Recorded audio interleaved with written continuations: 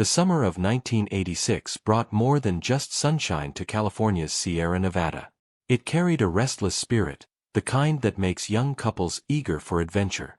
The smell of pine trees, the quiet of deep canyons, and the kind of silence you only find when you're more than 20 miles from the nearest paved road filled the air.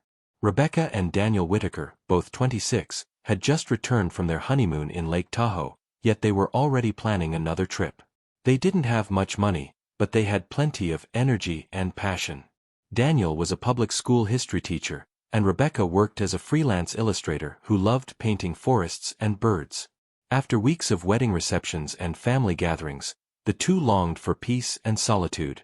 For them, Yosemite, vast, wild, and sacred, was the perfect place to find it. They packed up their red 1981 Ford Bronco with everything they would need for a 4-day hike into the backcountry. Daniel, who was always careful and organized, highlighted their route on a topographical map. One note stood out: Wapama Falls. Unlike the busy trails in Yosemite Valley, this waterfall in Hetch Hetchy was far more remote. It was a place where they could camp beside massive granite boulders, drink from clear streams, and spend days without seeing another person. On June 4th, they left their Stockton apartment, promising Rebecca's sister that they would be back by the evening of June 8th. This wasn't their first time venturing off the grid. Daniel had hiked parts of the John Muir Trail during college, and Rebecca had grown up camping with her parents. To friends, the Whitakers weren't just people who survived in the outdoors, they truly thrived there. But June 8th came and went. Then the 9th. Then the 10th. On June 11th, Rebecca's sister filed a missing persons report. The Whitakers were gone. What no one knew yet was that it would be 13 years before a single trace of them would be found, hidden behind the roar of a waterfall. That morning, June 11, 1986, the Tuolumne County Sheriff's Office sent out 2 deputies to the entrance of Hetch Hetchy in Yosemite. Rangers had no record of the couple checking in, but that wasn't unusual. In the 1980s, that entrance was often unmanned, and backcountry permits were not always checked carefully. Sheriff's Deputy Mark Ellison, who had been on the force for 15 years, led the initial search. He was joined by Ranger Caroline Watts, a woman who knew the Hetch Hetchy terrain better than most. They began with the topo map found in the Whitakers' apartment, Daniel's map, marked with notes and highlighter: camp here, water source, ridge view, last day, Wapama Falls. That last note worried them. Wapama Falls was not a typical stop for casual hikers. It was breathtaking, yes, a powerful waterfall cutting through granite cliffs, but also dangerous. The trail had slippery rocks, uneven ground, and sudden surges of water. Caroline had seen twisted ankles and even serious injuries along that path. Search teams were quickly assembled. 2 helicopters from Modesto scanned the area, hoping to spot the bright red Ford Bronco or a flash of tent fabric. Nothing. Ground teams from Yosemite Search and Rescue hiked in pairs, calling out names and checking ravines. Still, there was no trace, no campsite, no equipment, no signs of a struggle, and no Bronco in nearby parking lots. On June 14th, a full week after the couple was due home, the sheriff's office released a public statement. "We are conducting an active search for Daniel and Rebecca Whitaker, last seen entering the Yosemite backcountry on June 4th. Any information from hikers or residents is requested immediately." Tips began to come in. A gas station clerk in Groveland thought he saw a man resembling Daniel buying trail mix and bottled water. Another person claimed they saw a dark-haired woman hiking alone near Lake Eleanor. But none of these reports could be confirmed. By June 20th, the official search was scaled back. Deputies left the backcountry, and helicopters were sent elsewhere. The case faded from the news, another disappearance swallowed by the American wilderness. But for the families, the pain didn't fade. Rebecca's sister, Emily Holbrook, refused to give up. She collected everything: ranger logs, weather reports, newspaper articles, even tips from so-called psychics. Every year, on June 4th, she returned to the trailhead at Hetch Hetchy with new flyers. She would tell rangers, "I'm not leaving until someone finds something." She couldn't have known it would take 13 years, a rare drought, and a shift in the river's flow to finally reveal what nature had hidden. Meanwhile, life moved on for others. By 1988, the Whitakers' names had disappeared from newspapers and bulletin boards. The Stockton Record ran a 2-year reflection, calling it the honeymoon that never ended, but public interest soon drifted away. Other disappearances took the headlines. For Emily, though, time was marked by loss, not by birthdays or holidays. Every time she passed Yosemite's foothills on her way to visit family, the land itself seemed to hold a secret from her. She couldn't let go. For 2 years, she even kept paying the rent on Daniel and Rebecca's apartment. In the 3rd year, she finally packed their belongings, Daniel's teaching supplies, Rebecca's sketchbooks, their dishes and books, storing them in her attic, untouched, like a shrine. Daniel's parents, too heartbroken to stay, moved to Oregon in 1991. Rebecca's mother passed away in 1993. Her father stopped answering calls from reporters on anniversaries. The hope of finding answers didn't die, it was simply buried under daily routines. Then came the spring of 1999. California entered one of the driest years on record. Snow in the Sierra Nevada melted weeks earlier than usual. Rivers that normally roared in June slowed to a trickle. And at Hetch Hetchy, Wapama Falls, once a crashing wall of water, thinned to just a fraction of its usual power. 2 wildlife researchers, Dr. Helen Kwong and her assistant, Jason Melvin, were in Yosemite tracking osprey nesting patterns when they decided to take photos of Wapama Falls from a rarely used angle. Helen had visited Yosemite for years, but with the water level at record lows, she noticed something unusual, a section of bare rock behind the falls she had never seen before. As Jason set up the tripod, Helen froze. Something near the base of the falls caught her attention. At first glance, it looked like an old branch wedged into the rocks. But as they walked closer, the outline became clearer. It wasn't wood. It was metal, rusted, rectangular, and partly buried. Jason bent down, brushed away moss and lichen, and his hand touched faded red paint. Then came the discovery that left no doubt. A piece of a license plate, stuck between stone and silt. The letters and numbers were hard to read, but it was unmistakably a California plate. Helen didn't say a word at first. She stepped back, trying to steady her breath, then reached for her radio. Yosemite Dispatch, this is Dr. Helen Kwong. I think we've found something important. By the time park rangers reached the base of Wapama Falls, the sun had dipped behind the cliffs. Long shadows stretched across the valley. The waterfall, normally deafening, was only a soft murmur now, and the sounds of wind in the trees and a distant owl carried through the air. The first ranger to arrive was Caroline Watts. Now a supervisor and close to retirement, she immediately recognized the location when the name Wapama Falls came through the radio. The Whitaker case flashed in her memory, the marked map, the endless searches, the lack of answers. Climbing down toward the spot marked by Dr. Kwong, she reminded herself not to get her hopes up. After so many years, you learned to expect disappointment. But what she found took her by surprise. There, wedged between boulders, was a red metal door, badly corroded but still recognizable. Not far from it lay a twisted piece of roof paneling, also red, coated in moss and lichen. And embedded deep in the river rock was the frame of a 1981 Ford Bronco. For more than a decade, the constant spray from the waterfall had kept it hidden. And that wasn't all. Just a few meters away, snagged in the roots of a fallen tree, was a blue nylon backpack. The fabric was frayed, but the straps had held together.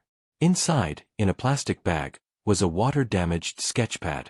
Though most of the ink had blurred, one drawing remained intact, a pencil sketch of Wapama Falls. Caroline's breath caught. She turned to her team. Seal the area. No one touches a thing until forensics gets here. That night, word spread quickly through the ranger network. By the next morning, the Tuolumne County Sheriff's Office had been notified. Retired Deputy Mark Ellison received a call at home. He sat silently for several minutes after hanging up. Then he pulled open his desk drawer and took out a case file with 2 names written on the cover, names he had never forgotten, Daniel and Rebecca Whitaker. By June 3, 1999, the area around Wapama Falls was taped off with yellow barriers and metal stakes, guarded around the clock by rotating ranger teams. The next day, forensic experts from the state arrived to determine if the wreckage and items belonged to the long-missing Whitakers. It didn't take them long. The license plate, though rusted and covered in dirt, still showed a partial number, 4DHW63. It matched DMV records for the Whitakers' 1981 Ford Bronco. That alone would have been enough to connect the find to the case. But there was more. Under the collapsed passenger seat, inside a metal thermos, investigators found a plastic bag containing film rolls. The dry interior of the thermos and layers of compacted silt had preserved them surprisingly well. After careful processing at a Sacramento lab, 5 photos were recovered. One showed Rebecca smiling, her boots dipped into a shallow stream, trees surrounding her. Another captured Daniel crouching near a small fire, laughing with marshmallow smeared on his thumb. But it was the last image that struck everyone the hardest. Dated June 6, 1986, it showed Wapama Falls at full strength.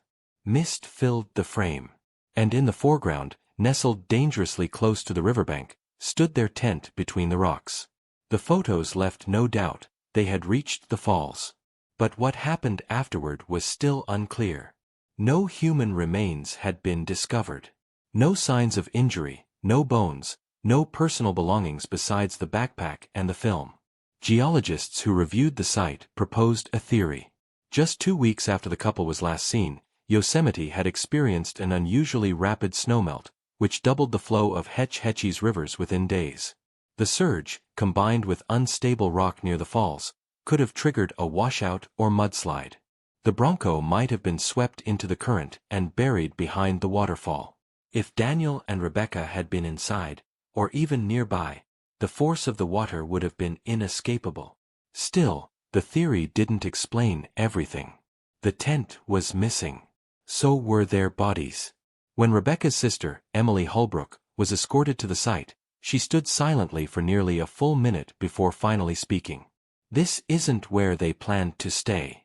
This wasn't the camp." Her words lingered in the quiet valley. Caroline looked at her with surprise. "What do you mean?"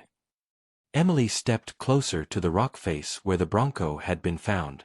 She studied the angle of the slope, the nearness of the falls, the slick moss and loose stones underfoot. Finally, she shook her head. "It doesn't make sense. It's not just unsafe, it's completely irrational."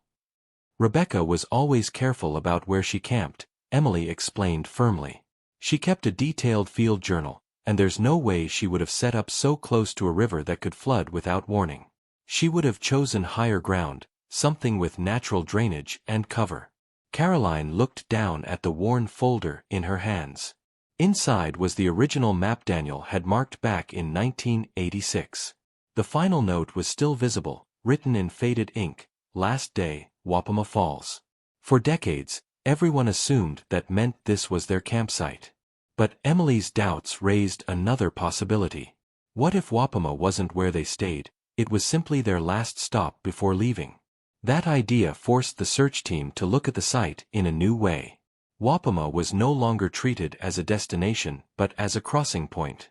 And if the Bronco ended up here, maybe it hadn't been dragged down by nature. Maybe someone had moved it on purpose. Evidence supported the theory. The driver's seat belt was buckled, but twisted, as if it had been clipped without anyone sitting inside. Forensic work on the seat rails showed no sign of body weight when the vehicle last shifted. In other words, the Bronco may have been empty when it was pushed. That changed the case entirely. Was it just a strange accident, or had someone tried to cover something up? And if so, who? Park records showed no other camping permits issued for that area between June 4 and June 9, but records from the 1980s weren't always complete. It was common back then for hikers to go unregistered. If another person had run into Daniel and Rebecca, there would be no trace. Then, a new lead surfaced. Harold Mendoza, a retired ranger who had patrolled the Hetch Hetchy trails that same summer, stepped forward with a memory that had haunted him. "I saw a man up there, maybe June 6th or 7th, he said. "He was alone. No permit. Told me he was camping off-trail. At the time, I didn't think much of it. Harold described the man as being in his 30s, with a beard, a tan jacket, and a limp. He never got a name, never filed a report. But even after all these years, Harold admitted he always felt something wasn't right. That single statement, even after 13 years, was enough for the sheriff's office to reopen the file, this time as a suspicious disappearance. Standing by the falls, Emily looked across the rushing water and whispered, "They weren't alone out here." The case was reassigned to Detective Linda Monroe of the Tuolumne County Sheriff's Department, a sharp, methodical investigator known for solving cold cases.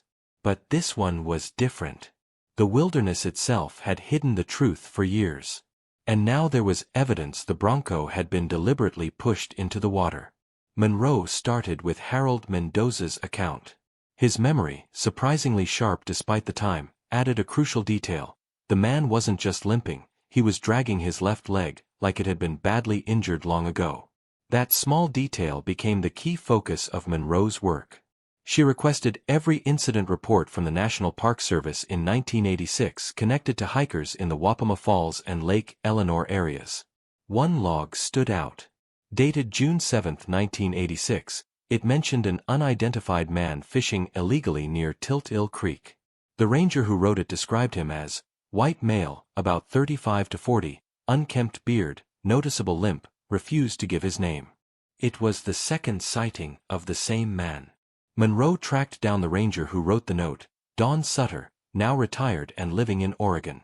On a recorded call, Don confirmed the details. He had no permit, she recalled. Said he liked being alone. I remember the way he looked at me when I asked where his camp was. Something about him felt off. Like he didn't belong out there, but also didn't care. With two separate accounts, Monroe had enough to build a rough composite sketch. She circulated it through law enforcement networks, asking for records of anyone who matched the description and had been in Northern California during the 1980s. 2 names came back. One was quickly ruled out. He'd been serving time in Nevada during the disappearances. But the second name caught her attention. Ethan Voss. Born 1950. Arrest record included trespassing, minor assaults, and reports of unstable behavior. He'd been arrested in 1984 for squatting near Big Sur, released in 1985. After that, no fixed address. His last known location was Groveland, California, only 35 miles from Yosemite's west entrance. Most importantly, Ethan had a documented left leg injury from a logging accident in Oregon in 1978. It wasn't solid proof, but the resemblance between his mugshot and the composite sketch was striking. Still, there was a problem. Ethan Voss had disappeared from all records after late 1986. No address. No credit history. No death certificate. No family connections. Monroe wrote 3 names on her caseboard: Daniel Whitaker, Rebecca Whitaker, Ethan Voss. Daniel and Rebecca vanished in June 1986. Ethan seemed to vanish later that same year. The timing was too close to ignore. Yosemite was beautiful, yes, but it was also vast, remote, and unforgiving. It could swallow people whole. Monroe leaned back in her chair, staring at Ethan's photo. His last documented trace was an October 1986 citation for loitering in Oakdale, California. After that, he simply vanished. When Monroe showed Ethan's photo to Emily Holbrook, Rebecca's sister, Emily studied it for a long time. Then she shook her head. "No, I don't know him. But that doesn't mean anything." Daniel and Rebecca weren't the type to talk about strangers. They kept to themselves on their trips. Still, Monroe pushed forward. She met with park historians, spoke to retired rangers, and eventually stood at the same spot where the Ford Bronco had been pulled from beneath the waterfall. The sound of rushing water had returned with the late summer runoff, but Detective Monroe tried to picture the scene as it was back in 1986. The Bronco was parked only a few yards from the base of the falls. The tent was gone. There were no tracks. No bodies. She decided to retrace the Whitakers' path in reverse, starting from Lake Eleanor and moving down toward Wapama Falls. Along the way, something caught her attention. Just off the main trail, almost hidden under pine needles and thick brush, was a narrow path. It didn't appear on any modern map. She followed it. After a short walk, the trail opened into a small clearing where sunlight broke through the trees. At the center was a faint stone circle, the remains of an old fire ring. No trash, no gear, no obvious struggle, just silence. Still, Monroe's instincts told her this place mattered. She marked the coordinates and came back the next day with a forensics team. On their second pass, the search revealed something. Buried just below the surface, they uncovered a weathered zippered pouch. The leather was cracked and worn, but it was still sealed. Inside was a small notebook, its pages written in neat cursive. The ink was smudged from years of dampness, but most of it remained readable. On the cover were 2 words, Daniel's Journal. The notebook was logged into evidence and carefully scanned. The opening entries were ordinary, notes about trail conditions, campfire spots, and a few of Rebecca's sketches. But halfway through, the tone shifted. June 6, 1986. Hiked south toward Wapama. R's knee sore from yesterday's climb. Stopped earlier than planned. Camped near Creek Bend. Nice spot. Flat. Good cover. The site he described matched almost exactly where the journal had been unearthed, not near the falls, but nearly 2 miles upstream. The following pages painted a picture of routine life, simple meals cooked together, reading aloud, Rebecca sketching. One page even had a list titled, Things to Do When We Get Back, with reminders like fix the roof leak, print film, call Emily. But then came the last 2 entries. June 8, 1986. 5:10 p.m. Strange man passed camp around noon. Didn't speak. Just stared, then walked on. Tan jacket. Heavy limp. R unsettled. Tried to play it off, but something about him didn't feel right. June 9, 1986. 6:45 a.m. Heard noises last night. Footsteps. Slow, dragging. Definitely human. R wants to leave early. I agree. Writing quickly. If we're not back by the 12th, something went wrong. We saw someone we weren't supposed to see. Detective Monroe read that last line over and over. We saw someone we weren't supposed to see. It was the Whitaker's final words. She contacted the FBI's Behavioral Analysis Unit with the working theory. 2 hikers met a third person. Days later, they vanished. 13 years later, their car was found deliberately hidden. And maybe, their killer vanished too. Special Agent Derek Holloway, an experienced profiler who had handled disappearances along the Appalachian Trail and deep in Alaska, was assigned to the case. After reviewing the files, he called Monroe. This doesn't feel random, Holloway said. If Ethan Voss was involved, he either tracked them intentionally or saw them as a threat. Hiding the Bronco wasn't a panicked move. It was calculated. He concealed it behind a waterfall, someone who knew the terrain and wanted to erase evidence. That assessment led to the next step, a deeper search of the clearing where the journal had been buried. A cadaver dog team from Sacramento was brought in. It was a cool, misty morning when they arrived. The dogs worked in wide, slow circles. 20 minutes in, one froze near the base of a small ridge at the clearing's edge. Excavation began. Just under a thin layer of soil and pine needles, the team found a tightly knotted canvas tarp. Inside were remnants of clothing, buttons, a rusted zipper, that matched Daniel's jacket, verified against Rebecca's photo rolls. Then came the most damning discovery, a human bone fragment, the humerus, followed by more bone and finally a silver necklace twisted in fabric. It was Rebecca's. The site was identified as a probable burial ground, disturbed over time by weather and shallow earth. There wasn't enough DNA for full testing yet, but the message was clear. The Whitakers had died there, not from accident or exposure, but by violence. And the only person ever described in that exact area? Ethan Voss. But Voss himself was like a ghost. No fingerprints, no sightings, no address, no record of death. He had vanished in 1986. The discovery shook both local authorities and the FBI. The coroner issued a preliminary ID using the clothing and jewelry, but full confirmation would require mitochondrial DNA testing, a process expected to take weeks. Meanwhile, Detective Monroe pressed on with her only viable lead, Ethan Voss. She dug into county archives, combing through property deeds, hospital admissions, and land records from the early 1980s. Finally, buried in a 1985 handwritten ledger, she noticed something unusual. A fire permit had been issued to a man signed only as E.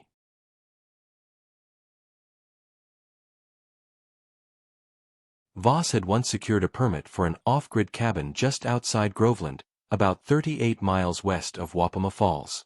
The cabin burned to the ground in 1987. Cause unknown. The owner was never found. When Detective Monroe visited the site years later, she found little more than ruins, charred beams, a collapsed tin roof, and weeds creeping over what had once been a front porch.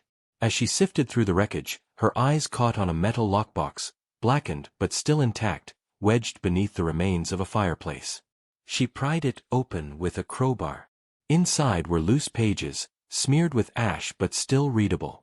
They weren't journals, they were drawings. Dozens of them. Page after page showed faces. Some looked real, others distorted. One sketch showed a woman walking among trees. Another depicted a man sitting by a campfire. Others were stranger, shadowy figures, oversized eyes, jagged teeth, all sketched in pencil and charcoal. What made them chilling were the notes scrawled on the back of many pages. Dates, 1984, 1985, 1986, along with place names like Stanislaus, Cherry Creek, and Hetch Ridge. At the bottom of the box lay a final drawing. Two figures, a man and a woman, stood beside a waterfall. When Monroe flipped the page, her hand trembled. In faded pencil, someone had written, "The last ones." Back at the station, Monroe and Agent Holloway went through the contents together. Holloway said flatly, "It's not a confession, but it's pretty close." He wasn't just sketching.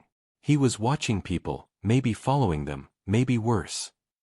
They ordered a nationwide sweep of records for the name Ethan Voss, any known aliases, and biometric data, comparing it against missing persons in western states after 1986. That's when something finally surfaced. In Idaho, a man using the name Eli Vaughn had been arrested in 1990 for vagrancy. No fingerprints were taken. The charge was dropped. The mugshot was grainy, but Monroe knew instantly, it was him. He had changed his name, moved north, then disappeared again.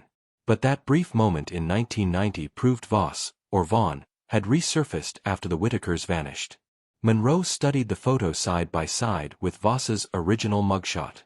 The facial structure, the hairline, the eyes, they were nearly identical, even with the 5-year gap. This small arrest was a turning point. If he had shown up once, he could show up again. Monroe reached out to the Idaho Falls Police Department and pulled every file from that arrest. A handwritten note in one report caught her attention. Subject claims to live in a converted storage unit. Would not give exact address. Cooperated, but avoided eye contact. Walks with a limp. It was enough. Monroe and Holloway flew to Idaho Falls, following the trail. The old arrest location was now a closed industrial lot, long since sold. After some digging, they tracked down the former owner, Clyde Rasmussen, now retired. He remembered the man. "Yeah, I rented a unit to a guy with a limp. Quiet type. Nervous. Paid in cash. Then one night in the fall of '91, he just packed up and left. Told me he was heading to Montana. Never saw him again." Montana. That lead opened another door. In 1992, a library card application surfaced in Livingston, Montana, under the name Eli V. Hartman. There was no photo, but the signature was almost identical to Voss's earlier records. He was still moving, still hiding, still living off the grid. But a pattern began to form. Each time he moved, someone nearby went missing. A retired ranger in Idaho recalled a camper disappearing in 1989. A hiker vanished near Yellowstone in 1993. And now, with this trail reopened, the urgency grew. Back in Yosemite, DNA testing on the shallow grave confirmed what many feared. Through mitochondrial DNA, the remains were officially identified as Rebecca Whittaker. Daniel's remains were still unconfirmed, but Rebecca's younger sister, Emily, now in her late 40s, received the news with quiet grief. She said softly, "I always knew they didn't just get lost. I just never knew someone else was watching them." With the timeline and sightings in hand, Monroe began preparing something rare for a case this cold, a federal fugitive bulletin. After 13 years, the man suspected of killing Daniel and Rebecca Whittaker was no longer just a name whispered in files. He had a face. He had multiple names. And somewhere, he was still out there. The bulletin for Ethan Voss, also known as Eli Vaughn, also known as Eli V. Hartman, was distributed quietly through law enforcement and ranger stations across the western United States. The profile described a white male, born around 1950, about 5 feet 11 inches, average build, with a pronounced limp in his left leg. Known to travel through forests and mountainous regions. Suspected of using aliases and linked to multiple wilderness disappearances. Public release was held back to avoid tipping him off, but the alert got results almost immediately. Within days, a call came from Kalispell, Montana. A woman in her late 60s, Margaret Shields, said she recognized the man in the bulletin. "I saw him that summer in '94. He stayed near our trailhead campground. Said his name was Eli. Kept to himself. Walked with a bad leg. Told me he was a writer. He even gave me a drawing once." She still had it. Monroe and Holloway traveled to her home 2 days later. Margaret handed them an old paperback novel. Tucked inside was the drawing, a pencil sketch of a wooded glen, peaceful and detailed. But in the corner, almost hidden, was something darker, the faint outline of a human figure, watching from a ridge. Holloway studied the signature at the bottom. It matched the Yosemite sketches exactly. Monroe stared at it and said quietly, "That's him." Margaret's hands shook as she continued. "There's something else. He asked me questions. About people. About hikers who traveled alone. He said he liked solitude, too. But it felt like he wasn't really talking about the trees." Detective Monroe carefully pressed her for names of other campers from that summer. Only one stood out, Jonas Weaver, a 24-year-old from Missoula who disappeared in July 1994. His car was found parked at the trailhead. Beyond that, nothing. His case had gone cold, until now. For the first time, the FBI had reason to believe that Ethan Voss wasn't just a drifter. He might have been a predator, operating far from towns or neighborhoods, choosing the wilderness as his hunting ground, places where records were scarce and silence worked in his favor. Monroe added a new section to her caseboard. Daniel Whittaker. Rebecca Whittaker. Jonas Weaver. Unconfirmed hiker, Cherry Creek, 1985. Unconfirmed disappearance, Yellowstone, 1993. She pinned photos beneath each name. Some were crisp, some faded, but together they formed a clear pattern. Always remote. Always alone or in pairs. Always in places Voss knew better than anyone else. Then came the thought that chilled her. What if he never stopped? By now, the case had shifted. It was no longer just about solving a cold disappearance. It was about tracking a possible serial killer who had slipped through law enforcement for over 3 decades. Detective Monroe and Agent Holloway built a behavioral profile and timeline, mapping Ethan Voss's aliases and movements. It revealed a disturbing sequence. 1986, Yosemite, California, Whittaker disappearance. 1989, Payette National Forest, Idaho, unidentified hiker vanishes. 1991, Idaho Falls arrest under the name Eli Vaughn. 1993, Yellowstone Region, Montana, unsolved missing persons case. 1994, Kalispell, Montana, Margaret Shields sighting. No known activity after 1995. Had he died? Was he arrested under another false identity? Or had he simply vanished deeper into the woods, living undetected? Monroe feared the last possibility. Determined, she reached out to survivalist communities, wilderness forums, even YouTube channels that focused on backcountry life. Quietly, without revealing his true name, she circulated a description. A man called Eli, traveling alone, sketching, limping, asking strangers about solitude. Then, an unexpected lead surfaced. On a private survivalist forum, a user named RidgeRunner37 posted, "Saw a guy like that near the Bob Marshall Wilderness, Montana, summer of '09. Said he was studying human behavior in isolation. Limped, drew pictures, eyes cut right through you." Monroe immediately followed up. The man behind the username was Keith Delaney, a former smoke jumper now living in Spokane. Sitting across from Monroe and Holloway, Delaney's voice was firm. "He creeped me out. Like a ghost wearing boots. Said he'd been out there a long time. Tried to give me a drawing, but I refused. Just wanted to leave. Said his name was Ellis. And now you're telling me he may have hurt people." Monroe nodded. "We believe he has. And we're afraid he'll do it again." Delaney thought for a long moment. Then, "I know where I saw him. Out near the Chinese wall. Remote, no trails, no cell service, no shelters. He was heading that way." That location became their next target. The FBI assembled a specialized team, wilderness trackers, forensic experts, field medics, and tactical agents. They weren't looking for bones anymore. They were hunting a man who had lived off the grid for 30 years, one who knew the terrain like no one else. If he was still alive, he was more elusive than ever. But this time, they had his face. The Bob Marshall Wilderness Complex is one of the most isolated areas in the continental U.S., over 1 million acres of wild land. Its backbone is the Chinese Wall, a massive 1,000-foot limestone cliff that stretches more than 20 miles through Montana's backcountry. Few ever reach it. Even fewer stay. The FBI believed Ethan Voss had gone there.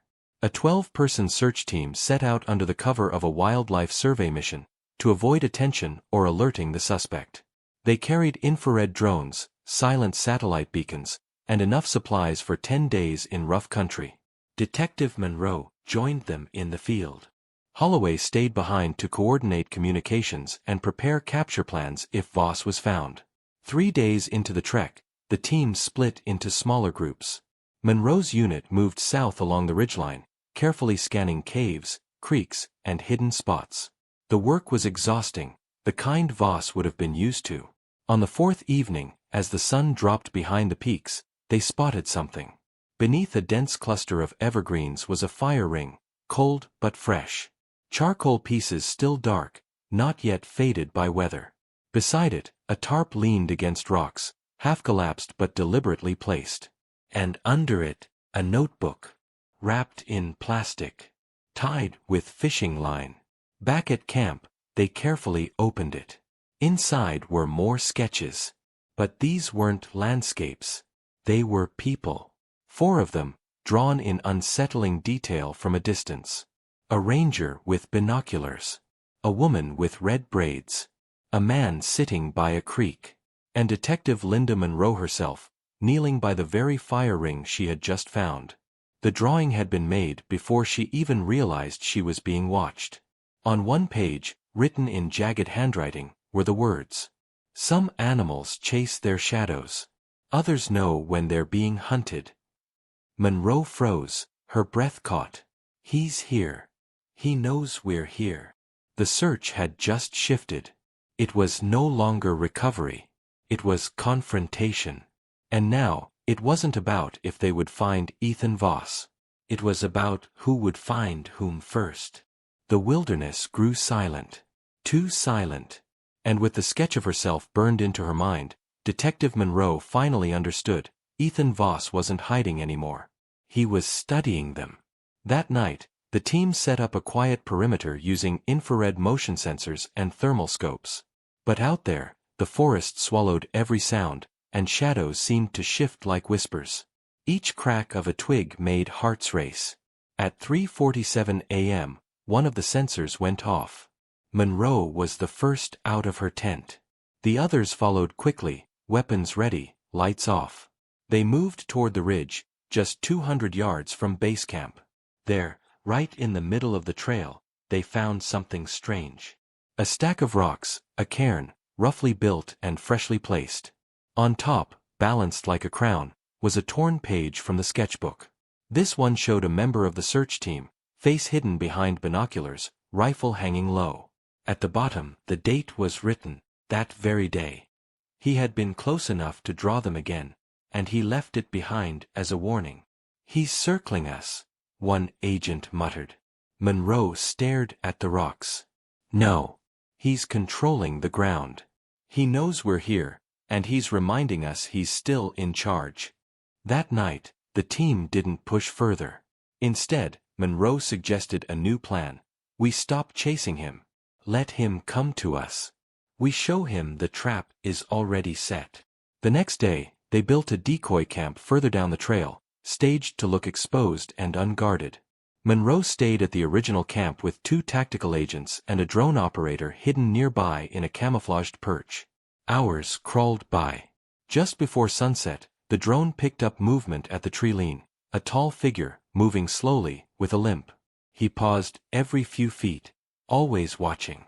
The heat signature approached the decoy camp. Then, suddenly, it vanished. No running. No shift. Just gone, mid-stride. The team swept the area, but there were no tracks, no broken branches, nothing. Only the sound of wind and a nearby stream. Then, they found it, a note pinned under a stone on the path. Written in pencil, it read, "I don't live in your world. You stepped into mine. Turn back. Some things aren't meant to be found." No name. No prints. Just the warning. Monroe folded the note carefully, her face set. He's not running.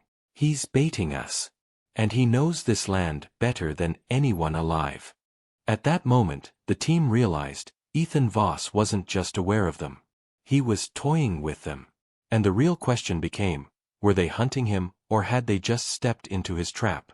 The tension started to wear them down. Jason Hale, one of the youngest agents, asked to leave. "This guy, he's not just surviving. He's hunting us. Watching. Tracking us like we're the trespassers." Monroe didn't fight him on it. Everyone had a limit. This case wasn't just a chase anymore, it was like slipping deeper into someone else's disturbed world. She put Hale on the helicopter during the next supply drop. That night, the remaining team sat around the fire in silence. No theories, no guesses, just eyes scanning the darkness. Then Monroe finally spoke, her voice steady but low. "He's not a ghost. He's human. He eats. He sleeps. He gets cold. And at some point, he'll get tired." They needed to find his nest, his main camp. The place he returned to, rested, and planned his next move. Based on the sketches, the fire rings, and the strange movement patterns, Monroe mapped out a new search zone. All signs pointed toward a gorge locals called Witch's Hollow, a place avoided by hikers because of steep drops and heavy fogs that rolled in without warning. Legends aside, Monroe was certain, if Voss had a home base, that's where it would be. On day 8 of the search, the team descended into Witch's Hollow with climbing ropes and thermal drones. The gorge was thick with moss-covered rocks, twisted cedar roots, and a faint animal trail that disappeared the deeper they went. At the bottom, under a rocky overhang, they found it. Not just a tarp or lean-to. A full underground dugout, reinforced with timber, disguised with brush and fallen branches, completely hidden from above. Inside, they found chilling details. A fire pit filled with scorched bones. Tin cans, carefully cleaned and reused as tools. A system for collecting water with moss and stones. And most disturbing of all, dozens of notebooks stacked like a library. Each was filled with sketches, maps, journal entries, and names. Some names were crossed out. Others circled. In one notebook, they found a page labeled "Still," with 6 names listed beneath. 4 were confirmed missing persons, including Daniel Whitaker and Rebecca Whitaker. The other 2 were unknown. Next to each, detailed sketches, haunting and precise. These weren't random drawings. They were targets. Monroe's hands trembled as she photographed the pages. Then, hidden under the floorboards, they discovered one last item, a locket. Inside was a faded photo, damaged, but clear enough. It was Rebecca. Alive. Smiling. This wasn't just a camp. It was a shrine. They weren't just close to Ethan Voss, they were standing inside his mind. The silence in the dugout was unbearable. Detective Monroe held the locket, now sealed in an evidence bag. "This isn't just a trophy. It's personal," she said quietly. He kept her with him. Agent Torres, crouched in the corner, sifted through more sketches. Many were smudged or rotting, but some had been carefully preserved in wax paper. Page after page, Rebecca appeared again. In one, she walked near a lake. In another, she slept inside her tent. In another, she held Daniel's hand as they sat by a fire. These weren't just pictures. They were moments. Moments he had witnessed firsthand. Torres whispered. He lived among them. He was there. Watching. Maybe even before they realized he existed. Monroe stepped back, scanning the entire space. It wasn't messy, and it wasn't frantic. It was organized, almost like a carefully arranged gallery of his thoughts. Every item had its place, sorted and catalogued. On the back wall, faintly carved into the wooden frame, were 3 words, the quiet ones. Outside, the rain started to fall. Light at first, then heavier, drowning out sound under the thick forest canopy. Agent Dorsey, who was posted above ground, came over the radio. Movement, ridge to the east, 30 yards. Can't get a visual. Fog's too heavy. Monroe responded firmly, hold position. Do not engage unless fired upon. The team secured the dugout and climbed carefully out. Night was almost on them, and the forest was unnervingly still. But as they reached the top of the hollow, Torres froze and pointed to the ground. In the soft mud, right outside the entrance, was a single fresh footprint. Deep. Clear. He was here, Torres whispered. He watched us the whole time. Monroe scanned the tree-line, pulse racing. He's not hiding anymore, she said quietly. He's leading us. That night back at base camp, the team reviewed what they'd uncovered. The journals revealed new names, and one in particular jumped out. C. Renner. A hiker reported missing in 1998 near the Absarica Mountains, far from here in another part of Montana. That case had been buried in a local sheriff's file years ago. Now it was clear, Renner had also crossed paths with Ethan Voss. Even more chilling was one final note in the notebook. Sometimes I think they know, but they don't. They're loud. They forget. That's why they vanish. I stay still. Monroe didn't sleep that night. Neither did anyone else. Because now it wasn't just about Rebecca and Daniel anymore. It was about how many others had been taken. How many had never been found. And the fact that Voss was still out there, walking in the dark, listening, sketching, and waiting. Then the storm hit. For 48 hours straight, heavy rain trapped the team in their temporary shelter. Tents strained under the weight of water. Equipment failed. Drones grounded. Even satellite signals cut in and out. But the weather wasn't the worst part. It was what came with it. On the second night, Monroe woke up and noticed something just inside the camp's boundary, just beyond their sensor line. A small tin can. The same kind they had seen in his underground shelter. This one was sealed tight. Inside, it held a strip of animal hide, a piece of charcoal, and a folded piece of paper. She opened it. The drawing was unmistakable. It was of Monroe herself. Sleeping in her tent, curled toward the rain, her sidearm visible at her side. The strokes were too precise. He had been inside their camp. And nobody saw him. At sunrise, they found more signs, bent twigs arranged in patterns, a streak of soot smeared on a tree trunk. Each one subtle, deliberate, like part of a language only he understood. It wasn't madness. It was method. And then, the most disturbing discovery. A grave. It wasn't deep, just a soft mound beneath a fir tree, marked with a stack of stones. Inside, buried just beneath the surface, was the partial skeleton of a man still tangled in what remained of a hiker's pack. A dog tag was tied to his wrist with an old shoelace. C. Renner. Confirmed. Voss had moved beyond sketches and trophies. He was leaving them messages through the dead. Monroe stared at the grave as rain soaked her sleeves. And for the first time in years, she felt something she had buried deep: guilt. Because back in 1990, when she was a rookie deputy in Fresno County, a missing persons report had landed on her desk. A couple of backpackers, gone near Sequoia.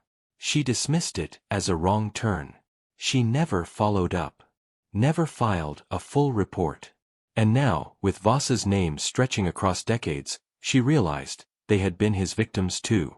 "He's been doing this longer than we imagined," she admitted later over the radio to Holloway. There was silence on the other end. Then Holloway finally replied, "There's more. Back at Quantico, we ran a deep link search using known aliases and sketch samples. One of the names popped up, not in the U.S., but in northern Canada. A hunting license application in 2011. The name used was Yvonne. The photo's inconclusive, but the handwriting is a match." Voss had gone international. Monroe looked out at the mountains beyond Witch's Hollow. "He's not just evading us," she whispered. "He's expanding." The case wasn't local anymore. It wasn't even national. They were tracking a man who had mastered survival in silence, across borders. Someone who had turned solitude and fear into a weapon. And he was still out there, somewhere among the trees, watching the loud ones disappear. Later, Monroe sat under a cluster of dark pines, going through every sketch recovered from Voss's shelter. She noticed something odd in one of the older journals. A nearly ruined page, water-damaged but still legible, showed a rough map. It wasn't the location of the dugout. It marked another place, further east, deeper into the Scapegoat Plateau. 3 X's, along with a number. Coordinates. Torres asked. "Maybe," Monroe said. "Or victims." Cross-checking with ranger charts, the marks lined up with a cluster of granite bluffs near an old collapsed mine. A place few people visited, unstable ground, constant fog. "Perfect spot for a second site," she said. "Or a trap," Torres added. Either way, they had no choice. At dawn, they broke camp and began the trek. The climb to the bluffs was brutal, wind whipping through the trees, the ground uneven, visibility shrinking with every step. Radios crackled. Every sound seemed magnified. By dusk, they found it. A second shelter. Older, rougher, hidden beneath a rocky ledge, its entrance disguised by moss. Inside, there were 3 alcoves. Each showed signs of long-term use: worn bedding, empty cans, scraps of clothing. One alcove even held a child's shoe, blackened with age. But the most haunting discovery was in the smallest alcove. Pinned to the wall with a rusted nail was a Polaroid photograph. Rebecca Whitaker. Alive. Bruised. Terrified.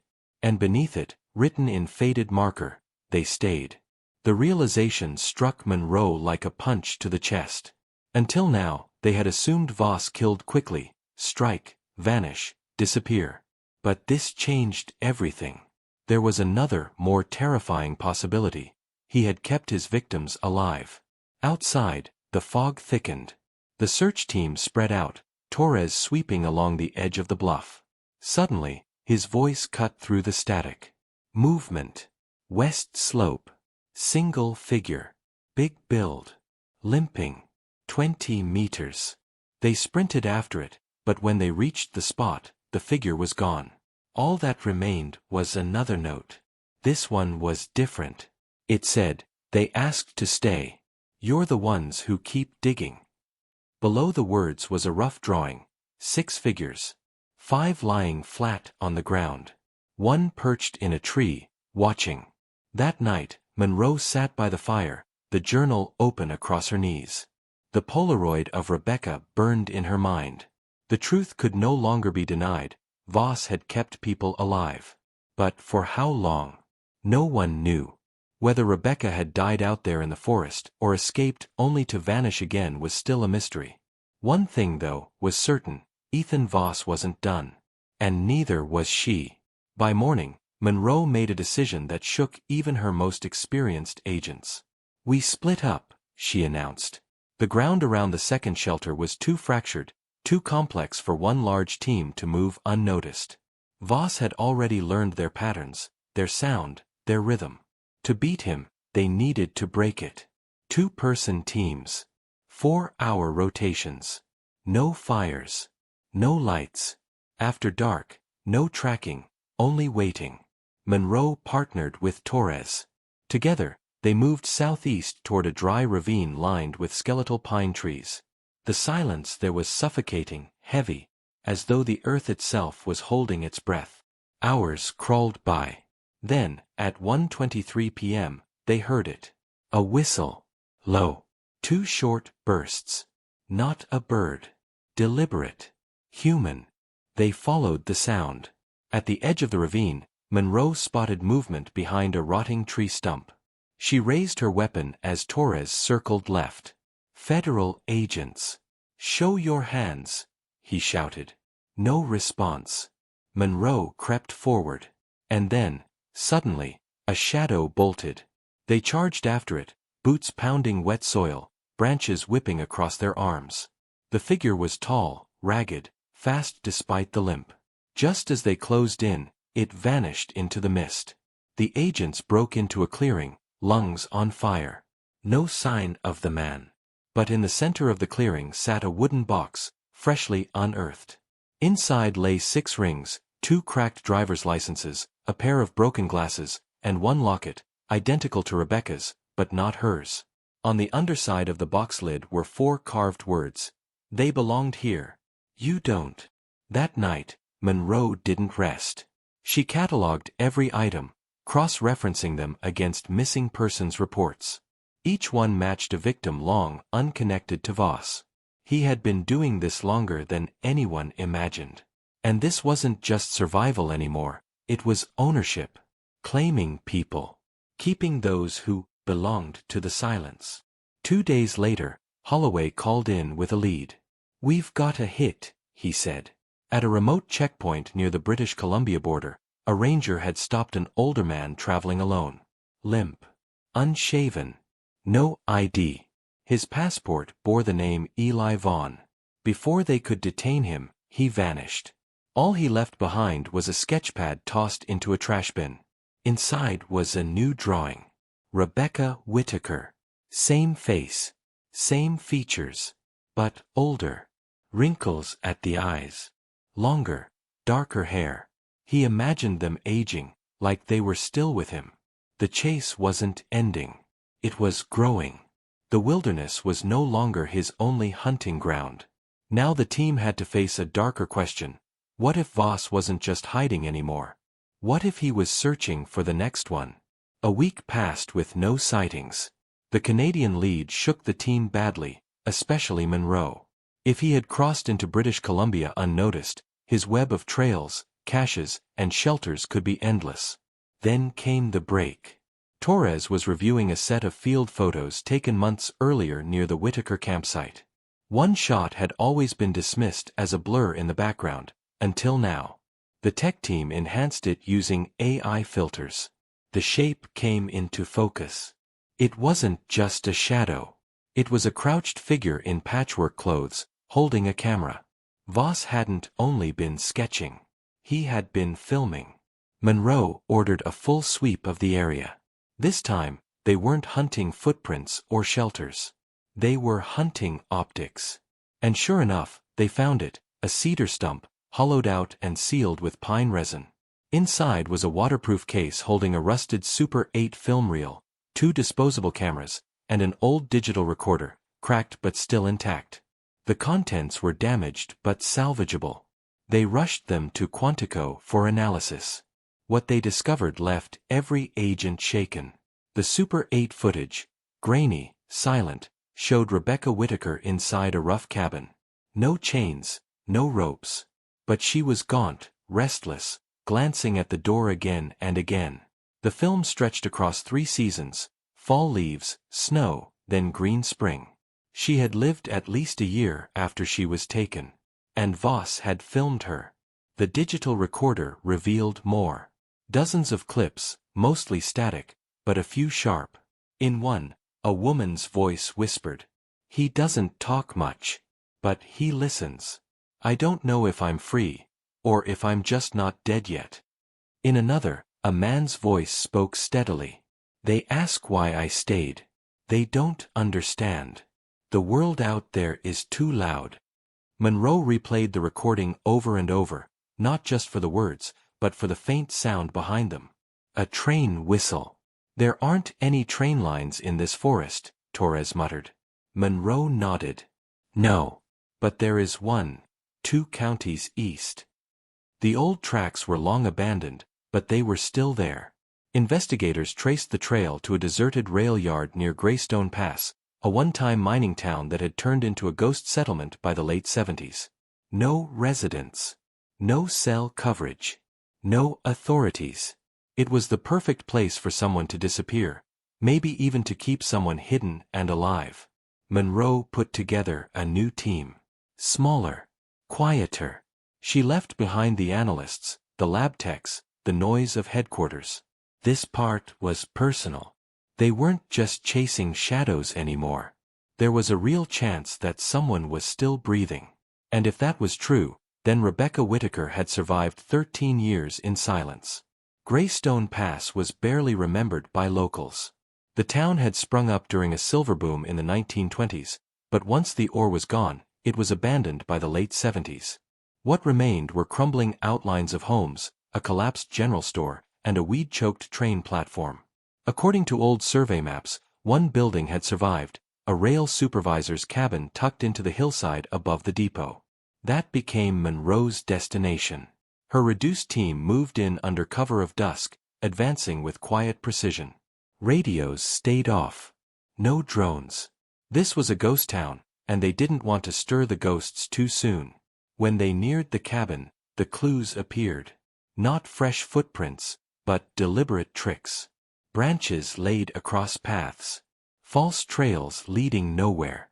Ethan Voss had led people into traps before, and Monroe refused to be one of them. The team circled wide, flanked the cabin from higher ground, and waited for dawn. In the morning fog, the structure stood silent. Dark windows. A door slightly open. "No heat signature," Torres whispered. "The walls are thick," Monroe answered, giving the signal. 3 agents fanned out. One moved on the door. They entered. Inside, the air was stale, filled with dust and the faint smell of cedar. The place was sparse. No power, no plumbing. A table, a shelf. On the table lay a leather-bound photo album. The pages held pictures never seen by the public. Daniel and Rebecca at the Yosemite trailhead.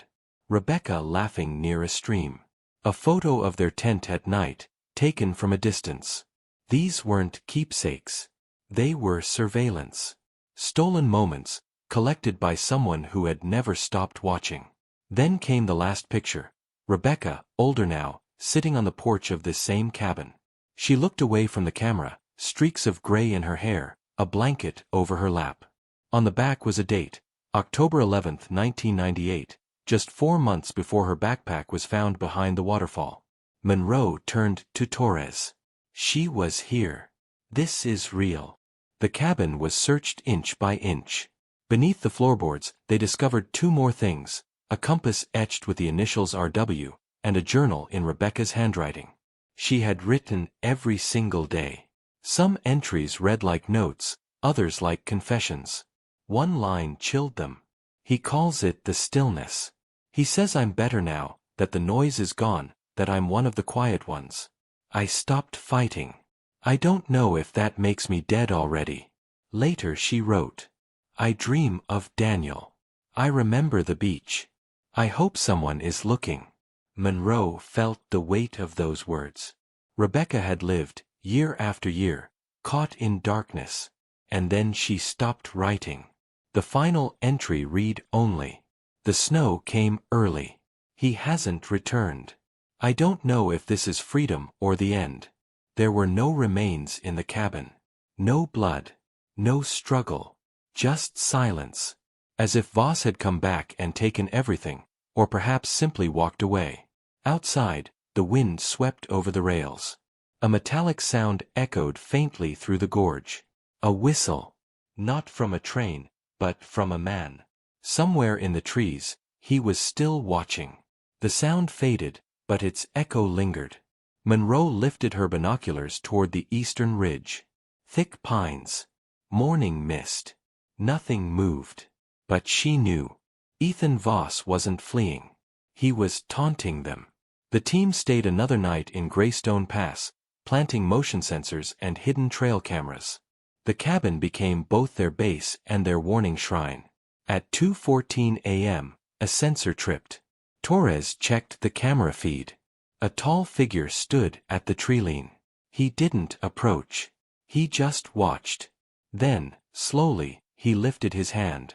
Not surrender, recognition. By the time Monroe reached the ridge, he was gone. At the base of the pine where he had stood lay a package, wrapped in canvas and tied with sinew. Inside was a rusted camcorder from the early 2000s, one cassette tape, and a short handwritten note. You still don't listen. They carried it back to Quantico the next morning. The camcorder was dead, but the tape survived. Tex digitized it within the hour. The footage was shaky and grainy, but what it showed stopped the room cold. Rebecca Whittaker. Speaking directly into the camera. Her face worn, but steady. If anyone finds this, I want to be remembered not as a victim, but as someone who survived longer than anyone thought I could. He's not a monster. He's a believer. He says this land is sacred. That silence is pure. That noise kills. He calls us echoes, says we were loud once, but we've learned. I don't know if I ever really escaped. Maybe I stayed too long. Maybe I became one of them. But if Daniel's family is still out there, I'm sorry. He tried. He fought for me until the end. She gave a faint smile. The waterfall, that idea was mine. He didn't want to leave me behind. Then the tape cut off. There was no timestamp, no hint of where she might be now, or even if she was still alive. But it confirmed Monroe's worst fear. Rebecca had lived. And maybe, just maybe, she had chosen silence. That night, Monroe walked alone around the dark edges of the FBI compound, the cold biting through her coat. She lit a cigarette, something she hadn't done in years, and stared up at the stars. What if we're chasing someone who isn't running? She muttered. What if we're the ones breaking the peace? The next morning, Holloway called her in. We found something else. A satellite scan had picked up a heat signature in a remote forest near the Canadian border. No trails. No roads. Just a cluster of natural hot springs noted only in old ranger records. It could be him or someone, Holloway said. Monroe didn't hesitate. Then we go. The approach would be the most dangerous yet. No backup. No signals. Just a narrow chance at answers. About Rebecca, about Daniel, about the people Ethan Voss had stolen and shaped in his image. And maybe, at last, they would learn what it truly meant to be one of the quiet ones.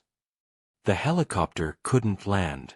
The last 10 miles had to be crossed on foot. The terrain was brutal, steep, frozen, scattered with ice-coated boulders and brittle deadfall. It felt as if the land itself wanted to keep its secrets hidden. Monroe, Torres, and 2 hand-picked agents moved silently. No radios. No signal beacons. Nothing but the crunch of frost under boots.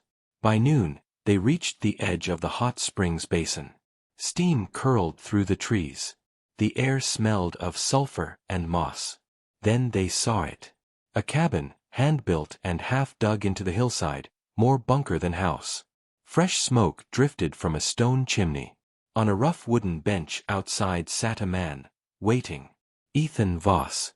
He didn't move as they closed in. He didn't reach for a weapon, didn't run. He only stared, as if he had expected them. Monroe stopped 10 feet away. Ethan Voss, You're under federal investigation for multiple disappearances, including Rebecca Whitaker, Daniel Reyes, and others." He stayed quiet. Finally, his dry voice broke the air. "You made it too loud. You came all this way for her. For the woman who wanted to stay." Monroe didn't waver. "Is she alive?" A long pause. Then he stood, slowly, deliberately. "She was. For a time." He turned toward the cabin. The agents followed, weapons lowered but ready.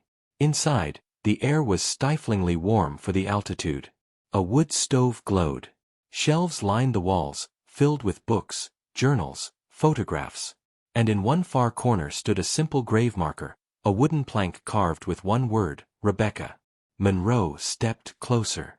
At its base were dried wildflowers, carefully arranged, placed recently. "She died here."